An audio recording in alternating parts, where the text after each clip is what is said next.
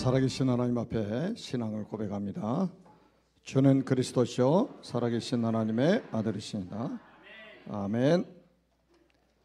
오늘은 사밧의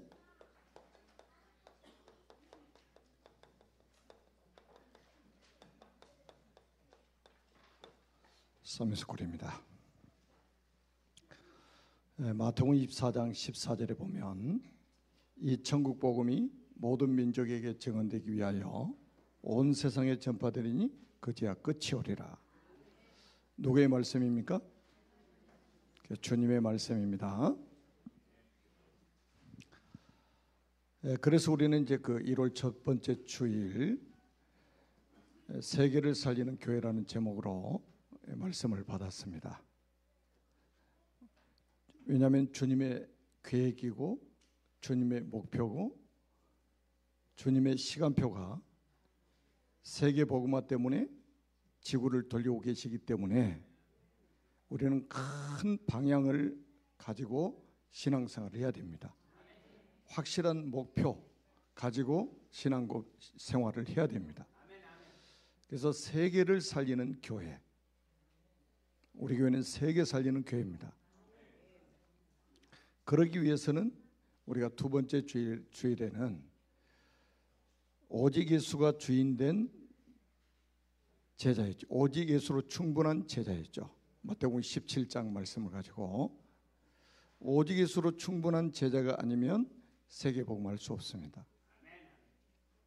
그리고 세 번째 주에는 오직 예수가 주인된 인생이었습니다. 우리 인생의 주인이 누굽니까? 그리스도잖아요. 이거 안 되는데 어떻게 세계를 살립니까? 주님을 인생의 주인으로 모신 사람만 세계를 살 수 있습니다. 그리고 우리가 네 번째 주에는 죄인이 의인이 되는 길이라는 제목으로 우리가 말씀을 받았습니다. 죄인이 의인이 되는 길이 뭡니까? 오직 그리스도입니다.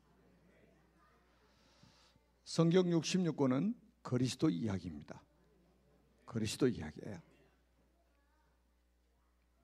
그래서 이런 그 배경을 가지고 우리가 2월 첫 주부터는 조금 전에 장로님 기도하실 때도 기도하셨던 것처럼 우리가 서미스쿨에서 사람을 키우는 겁니다. 복음 인재를 키우는 겁니다. 복음 엘리트를 키우는 거예요. 복음 서밋을 키우는 것이 교회의 사명 중에 아주 중요한 사명입니다. 야곱이 서미스쿨에서 요셉 하나를 키워놨는데 어떤 일이 벌어진지 여러분 잘 아시잖아요. 자기 민족도 살고 전 세계가 살아났습니다. 요게벳이 서미스쿨에서 모세 하나를 키웠는데 나중에 이스라엘 민족이 출애굽을 하게 되고 광야 40년 동안 하나님의 역사가 어마어마했죠. 그게 전 세계에 있는 모든 사람이 다 알게 되었습니다. 또 한나가 사무엘이라는 서밋을 키웠는데 나중에 미스바 운동을 통해서 국가의 재앙을 막는 이새가 서밋스쿨에서 다윗 하나를 키웠는데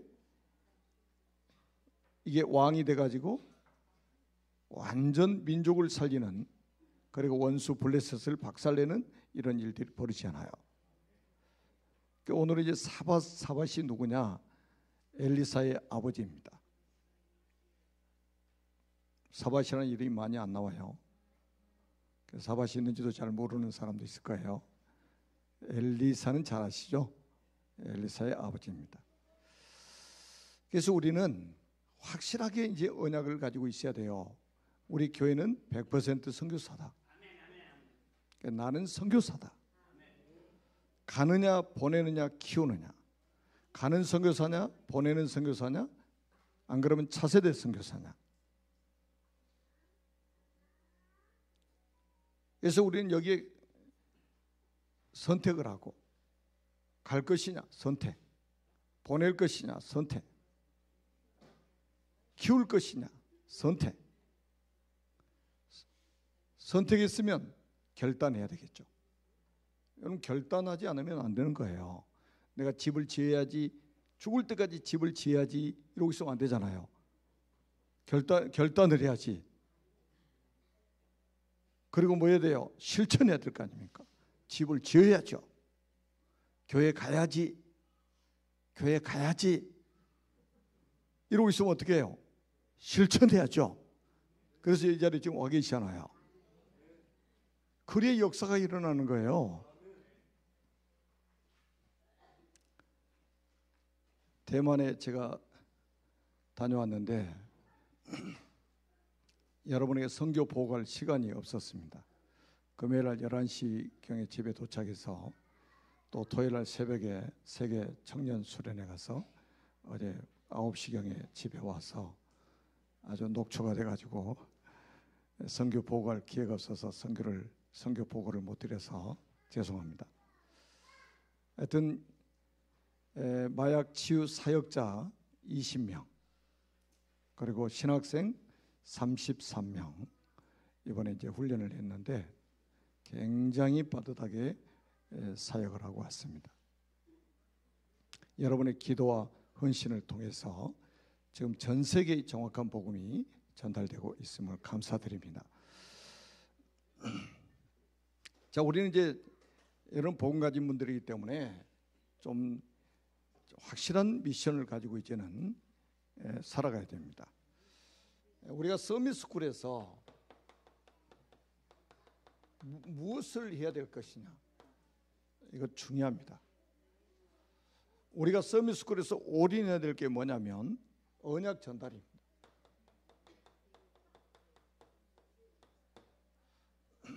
여러분, 우리나라가 지금 굉장한 위기를 맞이했습니다. 자, 우리나라 인재들이 얼마나 많습니까? 우리나라 엘리트들이 얼마나 많습니까? 근데 나라가 왜 이렇게 됐죠? 금방 답이 나오잖아요. 복음 인재가 없어요. 복음 엘리트가 없습니다. 복음 서밋이 없어요. 그래서 우리는 완전히 올인해야 됩니다. 서밋스쿨에서 우리가 올인해야 될 거는 정말 언약 전달, 정확한 복음이 우리 후대들에게 전달돼야 된다 이 말이에요. 자, 오늘 그 엘리사 이제 이야기인데요. 결국은 엘리사 이야기인데 성경은 엘리사 가문을 이야기하는데요. 엘리사 가문, 이게 이제 서밋스쿨이란 말이에요. 하나님께서 미리 준비하십니다. 엘리사의 할아버지가 누구냐면 이들레입니다. 아주 성경에 자주 나오는 인물이 아니죠. 이들레. 이 이들레 아들은 누구냐면 사밧입니다. 이 사람들은 어떤 사람들이냐면 다윗 왕의 재산 관리자들이에요. 누구 왕이요? 다윗 왕의 재산 관리자들입니다. 여러분, 왕이 재산 관리자를 맡기는데 아무한테나 맡기겠습니까?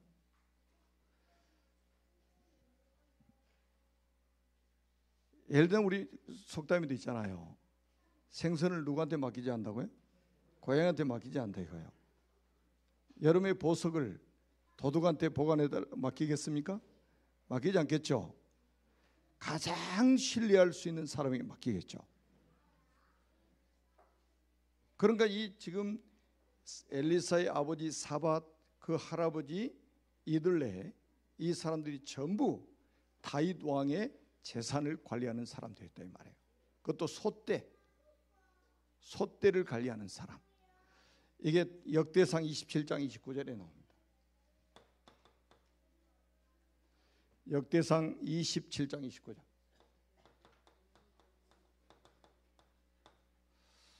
그렇다면 이 다윗 왕이 누군지 우리가 알잖아요. 우리 지난 주일날 다윗 왕의 메시지를 받았잖아요. 다윗은 최고의 왕입니다. 이 지구상에서 가장 언약이 확실한 왕이에요. 다윗과 같은 왕이 지금까지 나온 적이 없습니다. 그 왕의 재산을 관리하는 사람이라 이 말이에요. 그럼 이 가정은 얼마나 언약이 확실한 가정이겠습니까? 이 지금 아버지 그리고 할아버지가 얼마나 언약이 확실한 사람이겠냐 이 말이에요. 그래서 이 엘리사는 누구냐면, 엘리사는 완전히 렘넌트입니다. 렘넌트. 이 집안이 소떼를 키우는 그런 일을 했기 때문에 요단 골짜기, 아주 시골에서 아주 변방에 있었습니다. 사람들은 시골이라고 우습게 여기잖아요. 아벨 몰라 사람, 시골 구석에서, 그러니까 아주 변방에서 농사 지으면서 소를 키우면서 왕의 재산 관리를 하고 있었단 말이에요. 누가 알아주는 사람이 있습니까? 그래도 사람이 대도시에, 수도 서울에, 그래서 우리나라 속담이잖아요. 사람이 태어나면 어디로? 한양으로, 말이 태어나면 제주도로, 막 이런 말이잖아요.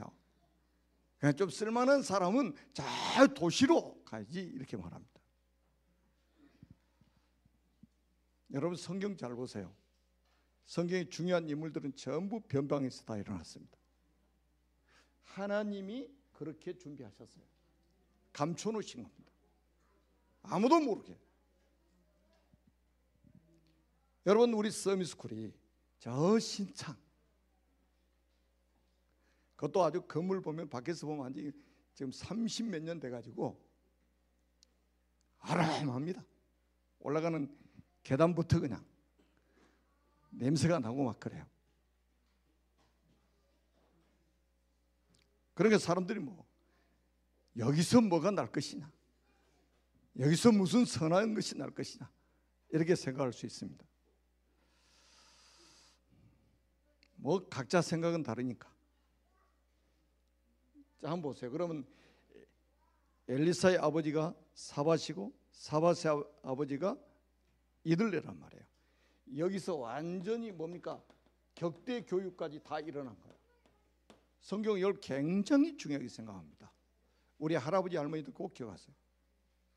손자 손주들에게, 손녀들에게 격대 교육, 언약 전달해야 됩니다. 그리고 우리 부모님들은 꼭 기억하셔야 돼요. 할아버지 할머니가 언약이 확실한 사람이라면 여러분 자녀들 맡겨도 됩니다. 확실한 격대 교육을 시켜야 된다니까요. 저는 창세기 5장에 보면 아담부터 해가지고 노아까지 10대 10명 이름 나오잖아요. 완전히 이거 격대 교육으로 완전히 언약 전달 끝내버린 거예요. 이렇게 만들어야 된단 말이에요. 그래서 이 엘리사가 어린 시절부터 지금 청년 시절까지 완전히 언약에 대해서 각인 바꾸고 체질을 뿌리를 내리고 체질을 바꾸는 이 작업을 한 거예요. 여러분 왜 이렇게 해야 되느냐? 우리 속에는 우리도 알지 못하는, 우리가 모르고 태어났는데 지금 보니까 창세기 3장 원죄를 가지고 태어나잖아요. 그래서 완전히 복음이 각인되지 않으면 이 신분이 안 바뀌어요. 운명이 바뀌질 않습니다.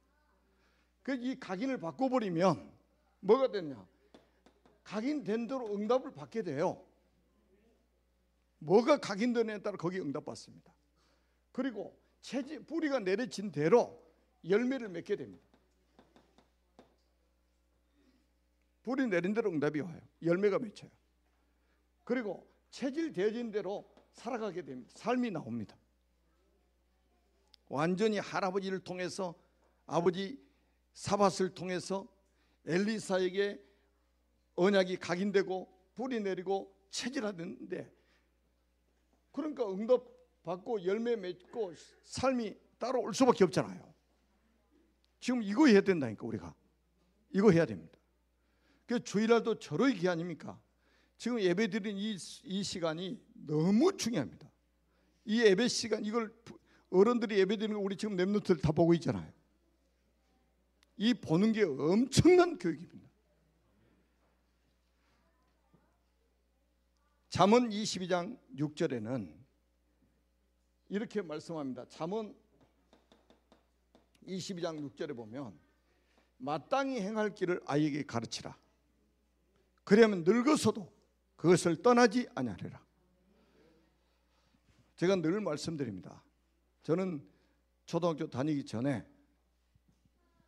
교회를 다니기 시작했습니다. 정말로 하나님의 은혜죠. 저희 집 큰 형님이 제일 먼저 교회를 다녔어요. 저하고 15살 차이 나는데. 그래서 저도 모르게 따라서 그냥 교회를 다녔습니다. 그래서 저는 기독교인이 됐어요. 예수를 믿더니 안 믿더니 저는 평생 종교를 안에 기독교인에 써본 적이 없으니까. 그런데 그때 들었던 메시지, 그때 불렀던 찬송, 그때 들었던 동화, 교회 성경 동화, 지금도 몇 가지 기억하고 있습니다. 생생해요, 생생. 마땅히 행할 길을 아이에게 가르치라. 그러면 늙어서도 그것을 떠나지 아니하리라. 놀랍죠? 그러니까 다시 말하면 어린 시절부터 청년 시절까지 집에서 서밋스쿨에서 얼마나 긴 시간입니까? 어떻게 보면 굉장히 긴 시간처럼 느껴지잖아요.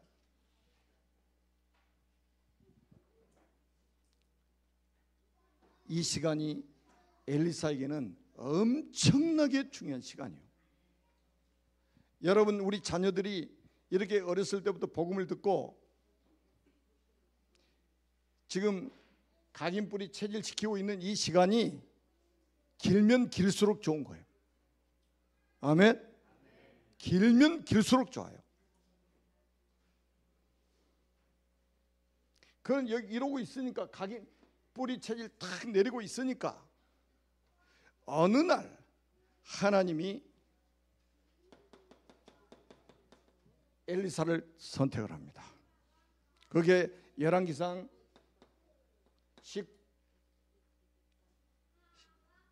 19장 16절에 보면 나와 있죠. 하나님이 엘리야를 불러가지고 이렇게 말씀합니다. 아벨 모올라 사바세 아들 엘리사에게 기름을 부어 너를 대신하여 선지자가 되게 하라. 아니, 그 아벨 모올라라는 지명도 그 부르기도 이름이 어려워요. 아벨 모올라. 여러분 발음 한번 해보세요. 발음도 잘 안 되잖아요. 하나님께서 엘리야 선지자를 불러가지고 정확하게 말씀하십니다. 아벨 모올라 지명이잖아요. 거기에 사밧의 아들 엘리사에게 기름을 부어 너를 대신하여 선지자가 되게 하라. 완전히 하나님께 직접 지명하십니다.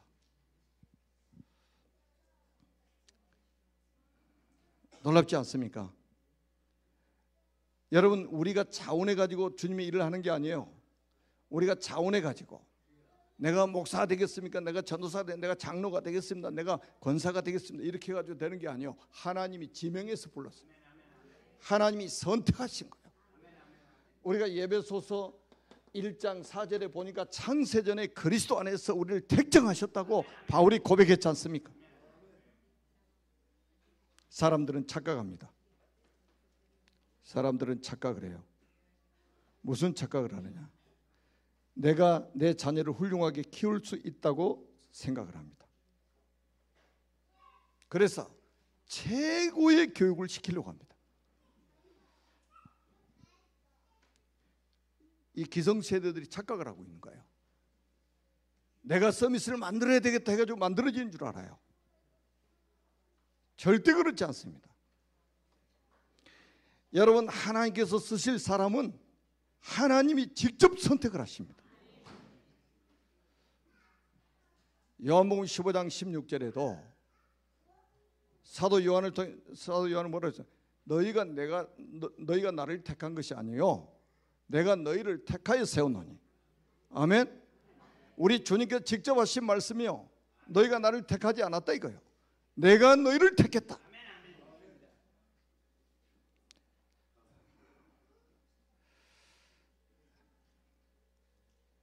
아무리 훌륭한 교육을 시켜도 하나님이 선택하지 않으면 안 되는 거예요. 그런데 아무리 시골 골짜기에 있어도, 이름도 부르기 어려운 시골 골짜기에 있어도 하나님은 다 보고 계신단 말이에요. 거기서 하나님이 준비하고 계시는 거예요.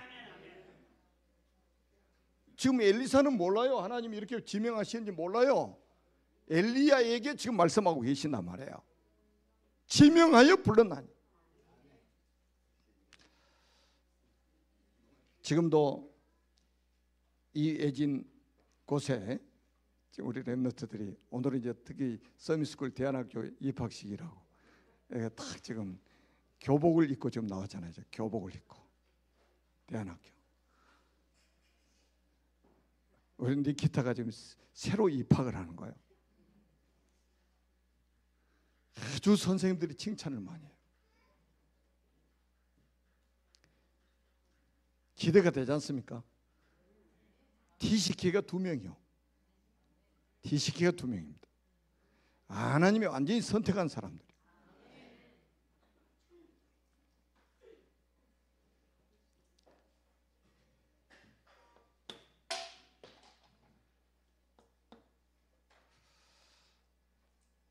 이러고 있는데 여러분 보세요. 하나님이 시간표가 옵니다. 그게 오늘 본문 말씀이에요. 열왕기상 19장 19절로 21절 오늘 읽은 말씀입니다. 언약 가진 사람은 하나님의 시간표를 기다립니다.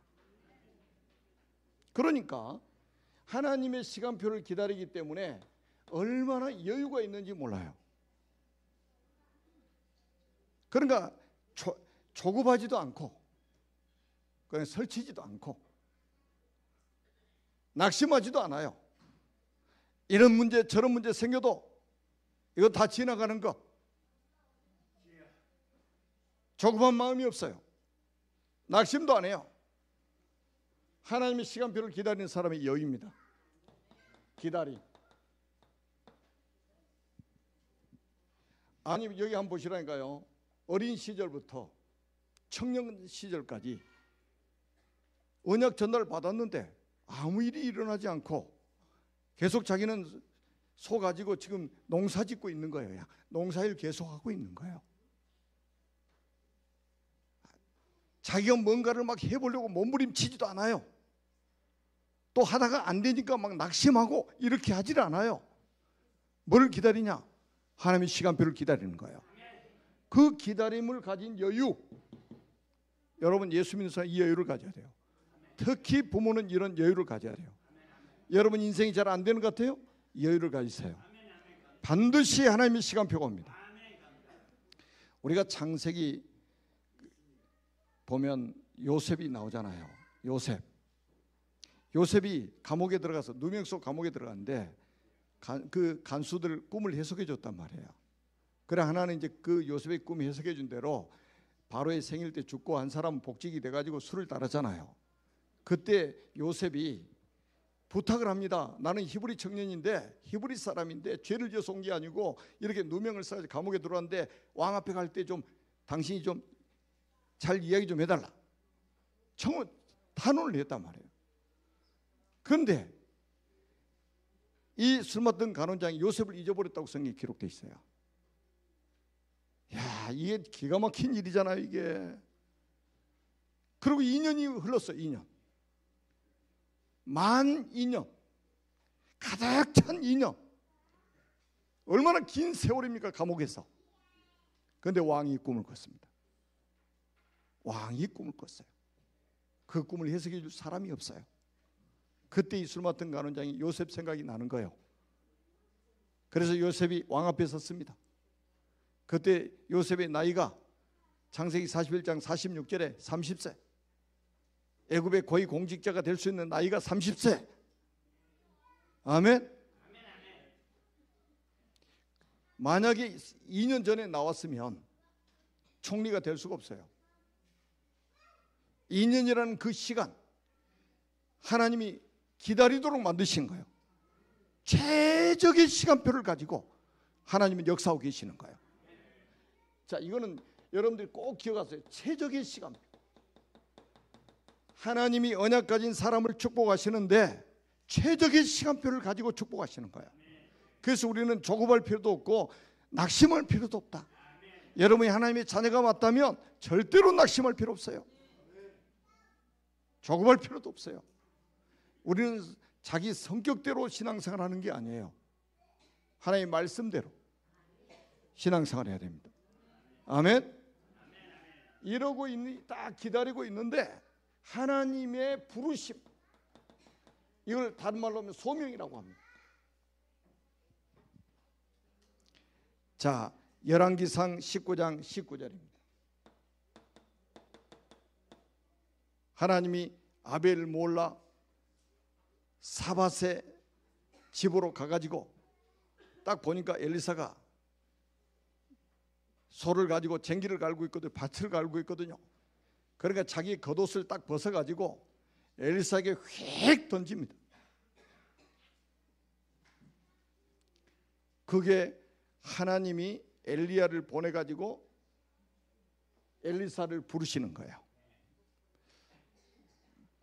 사무엘을 베들레헴 사람 이세 집에 보내가지고 다윗을 부르셨던 것처럼 하나님께서 엘리야라는 선지자를 저 아벨 몰라 사람 사밧의 집에 보내가지고 엘리사를 부르셨단 말이에요. 지금 이런 부르심의 소명, 이게 딱 있는 거예요. 여러분, 우린 이게 있어야 돼요. 누가 나를 부르셨냐? 하나님이 부르셨다. 누가 나를 종으로 부르셨냐? 하나님이 나를 부르셨다. 이 부르심에 대한 소명이 확실해야 된다니까요. 그리 흔들리지 않는 거예요. 정말 안타까운 일들이 많아요. 안타까운 일들이 많아. 하나님이 부르셨다는 이 부르심에 대한 소명의식이 없는 거예요, 사람들이.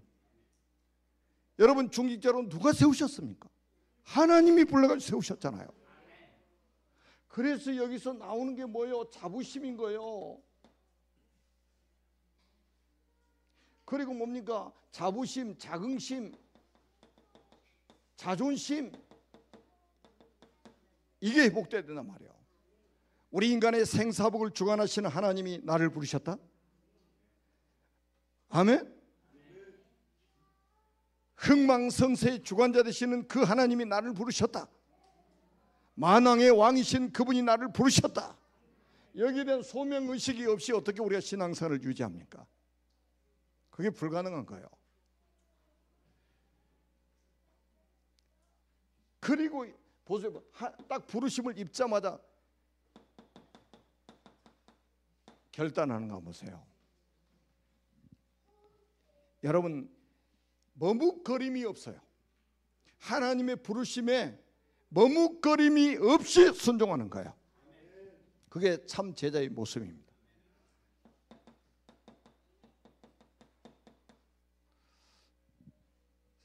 마태복음 4장 19절에 보니까 예수님이 바닷가에 있다가 고기 잡는 제자들 부르시잖아요. 너희는 나를 따르라. 내가 너희로 사람을 낳은 어부가 되게 하리라. 부르시자마자 배와 그물을 버려두고 180도 회전해서 바로 따라가 버리잖아요. 이게 제자입니다. 부르심에는 머뭇거림이 없어. 바로 즉시로 결단이에요. 그러면서 열왕기상 19장 20절에 보니까 엘리야한테 이렇게 말합니다. 청하건대 나를 내 부모와 입맞추게 하소서. 그러한 후에 내가 당신을 따르리이다. 이 말은 내 삶을 다 정리하고 따라가겠다 이 말이에요. 그래서 돌아가 가지고, 여러분 얼마나 이 집이 부자인지 한번 보세요. 한 결이가 소 2마리가 쟁기 하나를 끄는 거예요. 그러면 12결이째니까 24마리를 소 24마리 가지고 밭을 갈고 있는 거예요. 그 정도로 부자입니다. 집에 가만히 있으면 부유하게 살 수 있어요. 잘 먹고 잘 살 수 있으며 편하게 살 수 있습니다. 그런데 하나님의 부르심에 어떻게 반응하는가 보시라니까요. 소 2마리 잡아가지고 자기가 갈던 그 쟁기 있잖아요. 그 불 살라가지고 소 2마리 삶아가지고 백성들한테 딱 먹여버리고 그리고 쫙 따라 나가서는 거예요. 그 무슨 의미겠어요? 나는 다시 돌이키지 않을 것이다. 나는 돌아서지 않을 것이다. 이게요, 여러분 그냥 결단 같죠? 완전히 생명 건 결단이요. 왜냐하면 아합 시대에 아합 왕이 선지자들 다 잡아 죽이고 있어요. 지금. 그것도 대표적으로 엘리야 죽이려고 지금 아합 왕이 눈에 불을 켜고 있단 말이죠. 그런데 그 엘리야를 따라가겠다는 거예요. 그 말은 뭐예요? 생명 걸었다는 말 아닙니까? 폼 잡고 따라간 게 아니에요 지금. 가면 뭐 내가 대단한 위치를 차지하고 자리를 차지하고 내가 사람들의 존경을 받고 이러기 위해서 따라간 게 아니에요. 완전히 생명 걸고 따라가는 거예요. 보통 사람들은 자기 이익 때문에 따라가고 손해되면 안 따라가고, 여러분들이야 생명 걸고 이렇게 따라가지만 보통 사람은 그렇게 살아갑니다. 정치인들도 보세요. 내가 누구한테 붙어야 내가 이익이 되지? 이러고 움직이잖아요. 아주 간사기 짝이 없잖아요. 여러분 진리가 맞다면 생명 걸고 따라가야죠. 이런 결단이 우리에게 필요합니다. 우리 렘넌트들의 정확한 복음이 들어가면 하나님 부르실 때 머뭇거림이 없이 따라갈 것입니다. 진리 편에 서야 될 거 아니에요. 여러분 우리는 이 진리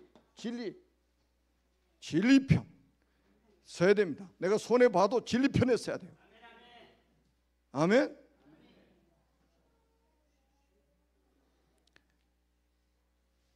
그래서 교회의 사명이 뭐라고 생각하십니까? 교회의 사명.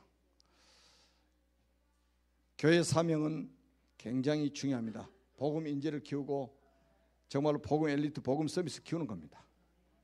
자, 엘리사가 보세요. 열왕기하 2장 9절에 보니까 이 엘리사는 부귀영화를 구하지 않습니다. 부귀영화를 구하지 않아요. 뭐를 구하느냐? 당신의 성령이 하시는 역사가 갑절이나 내게 있게 하옵소서. 아멘. 완전히 보좌의 능력을 내게 주옵소서 이 말이에요. 보좌의 능력. 우리는 영적 존재입니다. 보좌의 능력. 아멘. 다시 말하면 성령의 충만함을 주옵소서. 이거 있어야 우리 한계를 넘어섭니다. 우리 한계를 넘어서지 못하기 때문에 좌절하는 거예요. 그런데 내 의지 가지고는 내 한계를 넘어설 수 없습니다. 그래서 하나님이 이걸 넘어설 수 있는 힘을 우리에게 주시겠다는 거예요. 그게 성령입니다. 보호자에 주시는 능력이에요. 이거 한계를 넘어서지 못하면 우리는 이 무능과 무기력 속에서 결국은 우리 살게 됩니다. 이거 뛰어넘을 수 있는 힘을 하나님 주시기를 원하십니다. 우리 자녀들이 주시기를 원하셔요. 그래서 공부를 좀 못해도 이걸 넘어설 수 있습니다.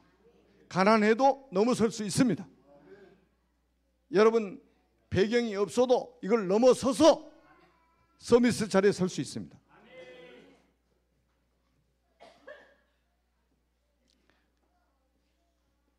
요한복음 6장 63절에 예수님이 직접 이런 말씀하셨어요. 살리는 것은 영이니 육은 무익하니라. 무익한 것 구할 필요 없다 이거예요. 영을 살리는 것은 영이라 이 말이에요. 육이 아니에요. 살리는 건 영입니다. 육은 무익합니다. 부귀영화 누린 사람이라고 안 죽습니까? 죽을 때 가지고 갑니까? 절대 가져가지 못합니다. 그래서 나중에 이 엘리사가 도단성 운동을 합니다. 도단성 운동. 이게 열왕기 하 6장 8절에서 23절 아닙니까? 도단성 운동. 이 도단성에서 뭘 합니까? 복음 인재를 키웠단 말이에요. 복음 엘리트를 키운 거예요. 복음 서밋을 키운 거예요. 여기다가 하나님께서 불병거를 하나님이 총동원하신 거예요. 뭐 불신자가 어떻게 이걸 압니까? 지금 이 시간에도 눈에 보이지 않는 능력의 천사가 여기에 파송되어 있습니다. 여러분을 보호하고 있습니다. 하나님의 말씀을 이루고 있습니다. 그래서 결국은 나중에 어떻게 합니까? 하나님께서 아람의 재앙을 막으셨어요. 아람의 재앙을 막으셨습니다.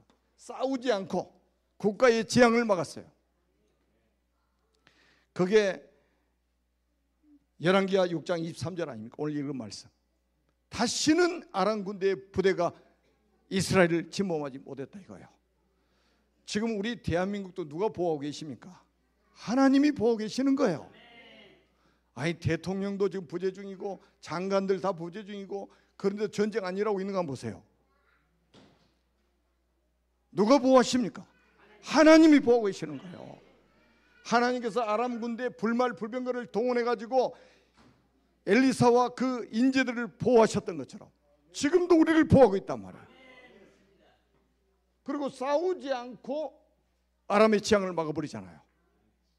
이게 우리가 누릴 축복입니다. 아멘.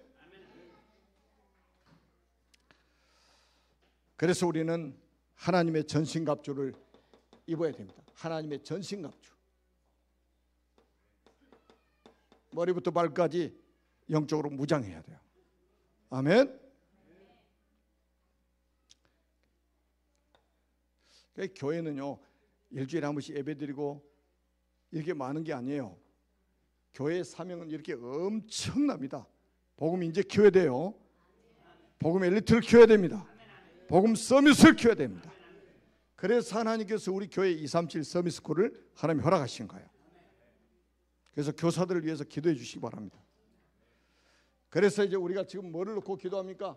RUTC 여기에 벽돌 한 장, 한 방, 한 기념관 놓고 기도해 주시기 바랍니다. 우리에게 이 시설도 필요해요. 시설. 우리의 렘넌트 키울 수 있는 영적 서밋을 키울 수 있는 이런 시설도 하나님이 허락하시도록 우리 같이 기도하는 시간 되기를 주님의 이름으로 축복합니다. 살아계신 하나님 아버지 은혜를 진심으로 감사합니다. 서밋스쿨에서 복음 인재를 키우고 복음 엘리트를 키우고 복음 서밋을 키울 수 있는 축복을 주신 것 감사합니다. 이 말씀 그대로 성취되어 증인으로 설 수 있도록 축복하여 주옵소서. 그리스도이신 예수님의 이름으로 간절히 축복하며 기도합니다. 아멘.